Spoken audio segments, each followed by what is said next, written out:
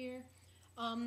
Please excuse us if this video is like seems at all rehearsed or not impromptu. The thing is, we made this video like a couple days ago, but the microphone wasn't on, so we made the whole video. Should we just check now? It's on. No, because the green light's on. That means the microphone's on. I think we'll check it after this. So we worked really hard and like we're really funny. It was like really hilarious to watch us. Then we go to watch it and we're like,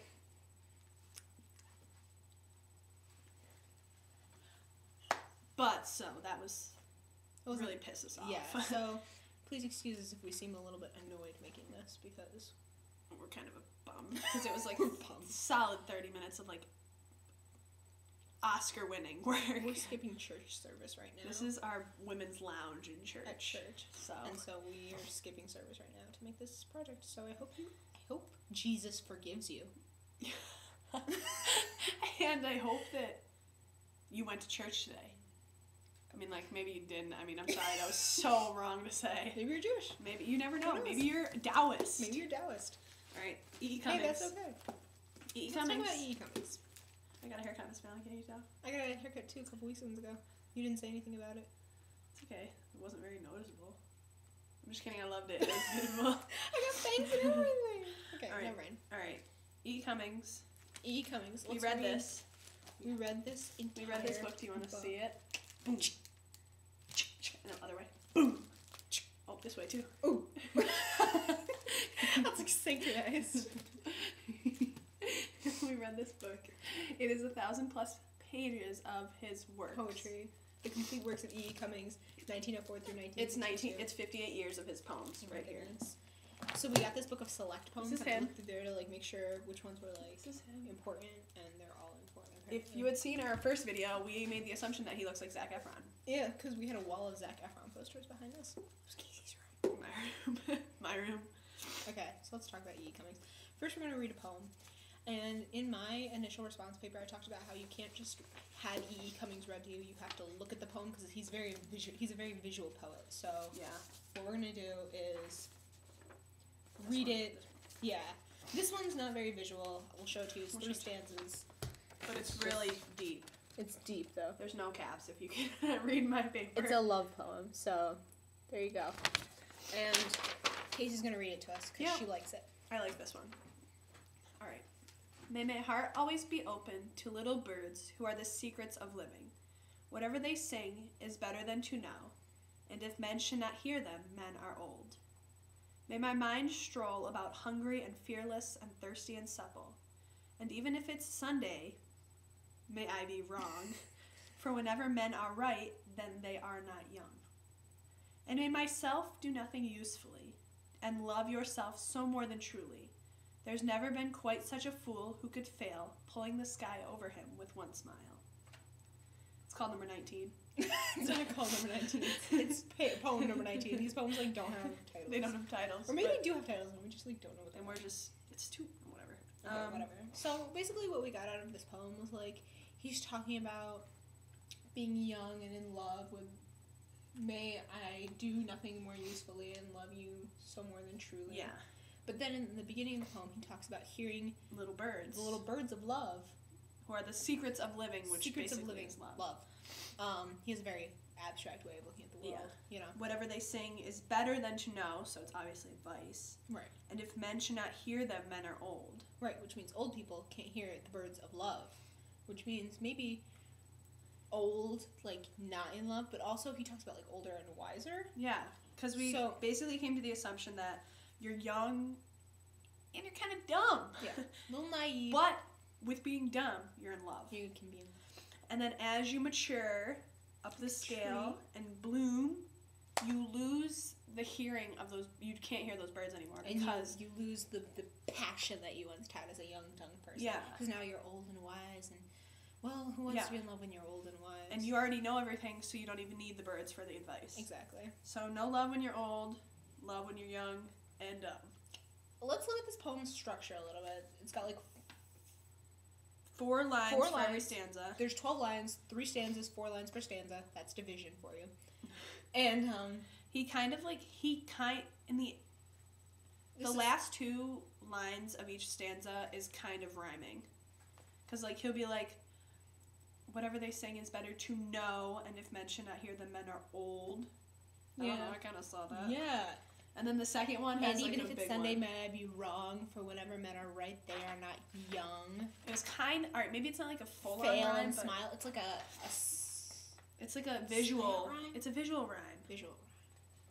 And he, Because, like, wrong and young look O-U-N-G. Another thing is that nothing is really capitalized.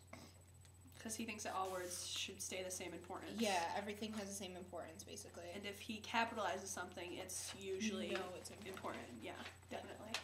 And I like this poem structure because it's very, it's like a poem. Yeah, exactly. Like, a lot of his stuff is, like, letters online. It's like K and then, like, I and, like, an Y over like here. an exclamation point, like a dollar sign. And you're like, okay. Yeah, but this is more like, what a poem, like, if you think of a poem, this is what you think. Like you would see something that would look like this, and you'd be like, that's a poem. Yeah, exactly. Not like, that is just someone punching a keyboard. Yeah, exactly. Alright, we're gonna move on to a more challenging poem, I want to say. Yes. Because, like, we talked about this a lot, and we made, like, assumptions on our first video, and, like, it's just, like, this guy's hard. Yeah, like he's a challenge. So, like, we're gonna read this one. We should have done Sylvia Plath, I swear to God. Okay, so this one, I'm gonna hold it up and then try to read it, because the words, he, like, spells words differently. Yeah. But they sound the same. Yeah, exactly. So, Flotsam and Jetsam are gentlemen peods, usurpial nutsome are spincers and coeds. Thoroughly British, they scout the inhuman Itrarian fetish that man isn't woman. Viva the millennium, 3 cheers for labor, give all things to any, 1 bugger thy neighbor. Neck and synecty are gentlemen papaids, even whose recti are covered by loloids. That didn't make any sense. Yeah, but, Okay. please. Have you ever seen The Little Mermaid, Miss Phelan? We pulled a few things out of this. Have you ever seen Little Mermaid? Do you know Ursula? Ursula, Flotsam and Jetsam. Know her. Like yes, the eels. little sharks are Flotsam and Jetsam. So, Flotsam and Jetsam are gentlemen peods, and we think maybe Flotsam and Jetsam came from this poem. Or are Flotsam and Jetsam, like, an allusion to something, possibly? Maybe. And we also saw that I googled Flotsam and Jetsam, and all I got was The Little Mermaid. Yeah. And then this poem. And I didn't get anything else. Wow. So maybe there's, like... if it's an illusion, like, then Google is not smart enough to find it. Yeah, and maybe, because this is before the time of The Little Mermaid, maybe they looked at E.D. Cummings' poetry and picked it. I don't know. Maybe. I don't know. Flotsam and Jetsam, I don't even know. I just remember them being scary and, like, their eyes combining into one. Oh my goodness. Usurpial. Ursula. Can you spell it? I got my little... U-R... U-R... S-U... S-E... A-P-P-E-A-L. That's Usurpial. It means could not be found in the dictionary. Well, maybe he just likes to make up words like a little jerk, so... Yeah, well, it's not so much about the words themselves, it's how the words sound. Yeah. You know what I mean? Like neighbors, you saw he spelled N-A-B-O-R-S. Oh, yeah. It still means neighbors, though. But he did it so it's more visually pleasing and goes with the labor. Like labor and neighbor rhyme, but they're spelled differently, so he spelled them and the like same. any, like instead of A-N-Y, it's E-N-N-I, so it rhymes with Vive the Millenni.